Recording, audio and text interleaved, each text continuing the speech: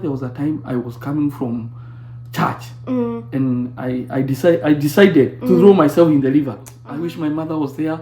I wish I had a brother, a bigger brother. And finally I would say, being born in the street, there are two things you can run out of street. Because number one, you can decide to be also a parking boy or a chokora. But you can also decide, when I grow up, I want to come out of this. It's giving wifey, yeah. It's giving somebody that I need right now. So come and give me life, yeah. Cause it's giving, ooh, it's giving, ooh, it's giving somebody that I need right now. Come and give me, it's giving. What's up guys, it's your girl Esther again. Welcome back to Miss Wamagatas. And if you've not subscribed, please, we're gonna give you a moment of silence for you to go and do what's necessary, babe. Go and subscribe. So, moment of silence for you to subscribe. There you go. There you go. Welcome to the family. But please, guys, keep subscribing, sharing, liking the videos so that we can be able to grow this channel. Thank you guys so much for those who have been loyal subscribers throughout. Thank you for the people that are joining in. I do see our numbers are increasing. Please, this week's assignment is for us to share the videos. And when you share them, please make sure you tag me at my handle. On Instagram, it's Kenyan Princess. And that's how we grow the YouTube channel. But anyway, enough about me. I do have a special guest with me. Yeah. Papito. Papito. Welcome to the channel. Papito. Papito. Papito, baby. So you guys, this is my dad. I call him Papito. What else do I call you? I have a lot of names for you, Baba. I know. I call him Baba as well, but nowadays it's Papito. That's what we're going with. Do you want to say hi to my YouTubers? Hi YouTubers, how are you doing? Hi YouTubers, how are you guys doing? Yeah. How are you doing, Baba? I'm doing great. You're doing great? Yeah. Can you tell them to subscribe? Subscribe. Huh? Subscribe.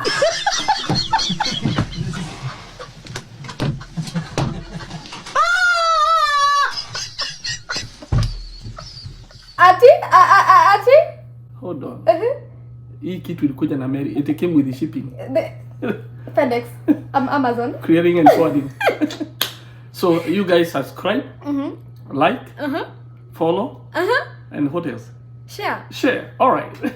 After Papito. But anyway, I'm being guys, in school, you know, old school, digital. digital. So guys, if you don't know, this is my dad, and he's my bestie, and you know he's been through a lot because of us. But I figured you guys we're gonna start a new thing called what did we say the name was, Baba? I forget the name. What should you forget? Why should I forget the name? Oh, the name is called It's Giving Old School. That's the name. Good. Old is gold. It is giving old school because, Yeah. you know, and I figured there are things that I don't know that I can learn from you. Oh yes. The other day I called Mom. I was like, Mom, when do kids start to eat? When kids start to eat, what do they eat? Because I didn't know. I was like, I don't know what they eat. Meat. Wow, sikaneza kufa.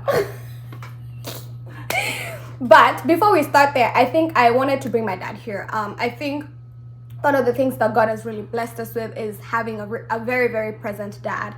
But it wasn't always that way for him. Wait, no, he didn't experience that. So I wanted us to take a step back, to rudi tu nyuma pale kidogo, and kind of figure out, like, where did you come from? How was your upbringing? Is this like the way you model parenting right now? Is this what you grew up with, or is this something that you've had to carve out for yourself? And so that even for our audience can understand that even parents go through challenges raising their kids, and sometimes we don't know, because I think nowadays we're focusing so much on the trauma that parents have caused us, but we're not really sitting down and reflecting and thinking, hey, by the way, like, maybe we need to sit down and hear our parents out. Maybe they've gone through some things, and that's why you're here. You're representing a lot of people. Okay? All right. So if you guys didn't know already, my dad has a book, and it's on Amazon, right? Mm-hmm. It's about his life story. It is a very tragic story. You've been through the most, Baba. You've been through so much, but I thank God you came out, and you came out looking good, because Backbone. otherwise ungetu traumatize sisi wote na ile mambo ulipitia. Backbone. Ungetu traumatize, but I thank God you're here. But Dad, let's start to the beginning. Where do you come from? Where were you born? And what kind of setting, family-wise, did you grow up in? Born in Kikuyu. Kikuyu. Raised up in Kikuyu. Kikuyu Nderi. You were born in Nderi. Nderi? Oh yeah, you were born in Nderi. Yeah.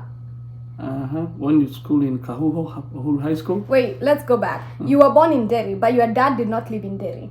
No. No. So what happened?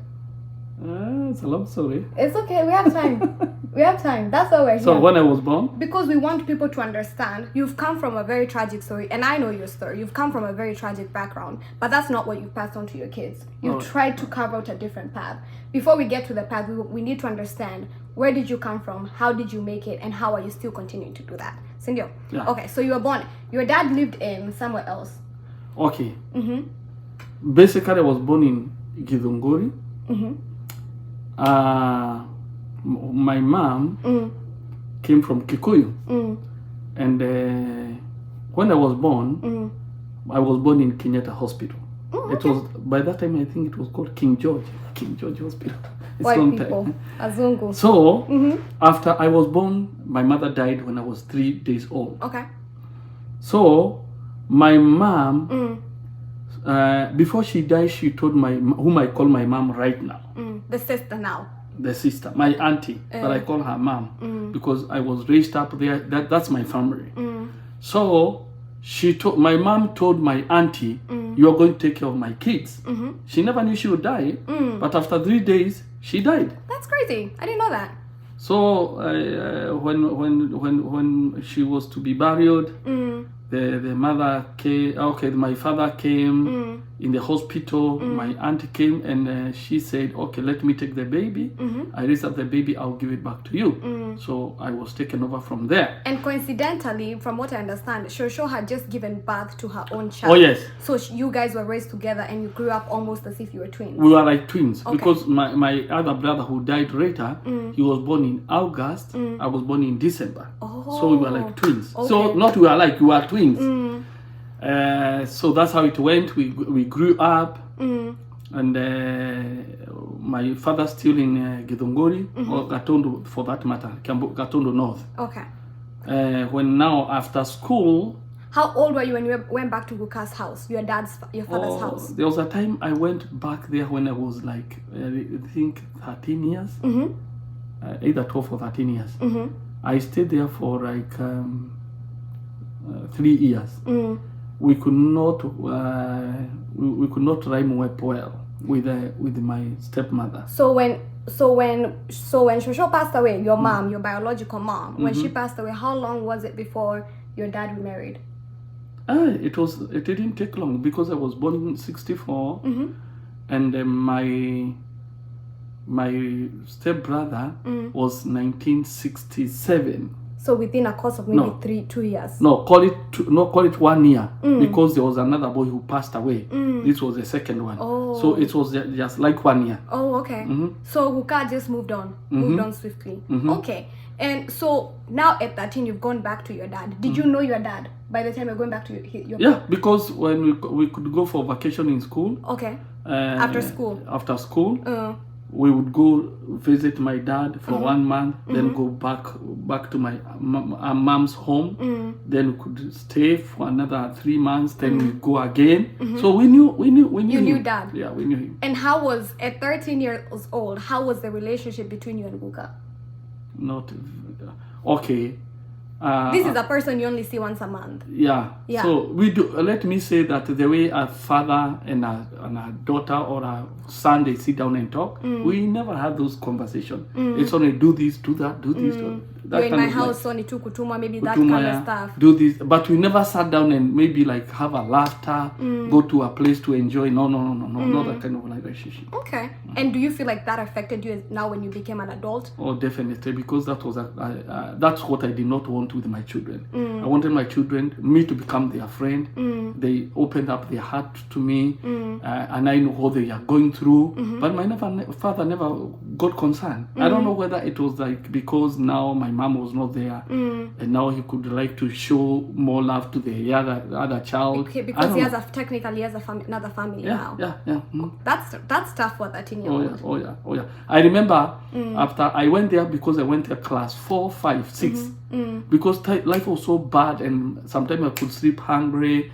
I was the one doing a lot of work, hard labor. Then I ran away. I ran away back to Kikuyu. So when you went there, you were doing all the chores. You have to go to school, and you have wake up in the morning, milk the cow, take the milk to the dairy, then go to school. Every single day. Every single day. And you're 13. Yeah. Bro, that's rough. Yeah. And then so you ran away back to Shosho's house. How did you even commute? That's, first of all, Githongori and Kikuyu is very far. And it's long time, eh? Yeah. Because that time, there used to be one car. No, I think at that time there were two. I have a question for you before we move on. What triggered you? What was the breaking point? What happened? Like, I can't live here. What happened? Life was tough, but I didn't know where to run to. So one day, after a lot of pressure, I think the way my original mama who died started communicate with my mama now, and she started to come to visit her in a vision and dream. Why did you take my children? I give you my children, and now you left them away. They are suffering. He could repeat several times. Yeah. So to cut a long story short, because of time, my mother, my biological mother now said, "Oh, bring the children. I want them to come and say hi to me," because it was like 4 years. We have never gone back to Kikuyu. Oh, okay. So I went back and when we went there, we found my mother was already in Nakuru. So we never met her. Wait, I'm confused. So Shosho has been appearing in your current Shosho's life, dreams. Anasema mrudi Kikuyu. So kwa nini nikupe watoto? Why did I give you my children? And then you disposed away the children. Okay, so she was telling Shosho to get you guys back. So you went back. This time I was not going back to stay. I was going back to visit because my mother demanded the children to come and say hi to her. She would like to see the children. So we went. So when we went there, we found already mom had another land in Nakuru. She was already in Nakuru. So we didn't meet one another. But we stayed there and then went back. Those times there was no phone, there was no communication. So we went back. When we went back... You went back to Guka's place? Okay. When I went back, in my heart I decided I would run away. You've mastered the route. You know the way. So when I was going back, I was looking, and there used to be not a lot of cars. It's in like 1976. Yeah, 76. So there was not a lot of cars. There was not a lot of people. And those days, people were so much concerned about their children. It's not like these days now. So when I went, actually, if you were in a car with a grown-up person, you didn't even pay. Yeah.